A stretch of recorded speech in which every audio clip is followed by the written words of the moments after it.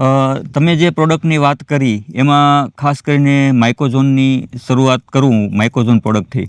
તો માઇકોઝોન આપણે એટલા માટે આપ્યું છે કે માઇકોઝોનની અંદર વામ છે, વેસિક્યુલર આર્બસ્ક્યુલર માઇકોરાઇઝા એનું આખું નામ છે. એ આપણે આપણા આંબાની અંદર એટલા માટે આપ્યું છે કે આ તો દીર્ઘાયુ પાક છે, ઘણા વર્ષો સુધી ઊભું રહેવાનો છે. અને વામનું કામ એ છે કે તમે જમીનમાં આપ્યા પછી જેટલો વધારે સમય થાય એટલો એ વધારે વિકસે. અને વિકસવાની સાથોસાથ એનું સૌથી પહેલું કામ છે એ મૂળના વિકાસનું છે.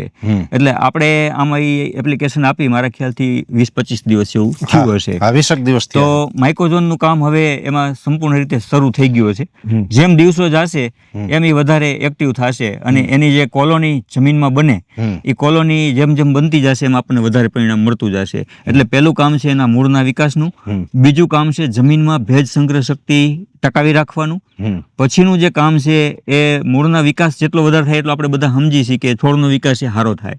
તો મૂળના વિકાસની સાથોસાથ જમીનમાં પડેલા જે તત્વો છે, ખાસ કરીને ફોસ્ફરસ છે, પોટાશ છે, ઝીંક છે, એ દૂર પડ્યા હોય તો એનું પોતાનું નેટવર્ક વામ ગોઠવી અને છોડને આપે છે, છોડ માટે ઉપલબ્ધ કરે છે.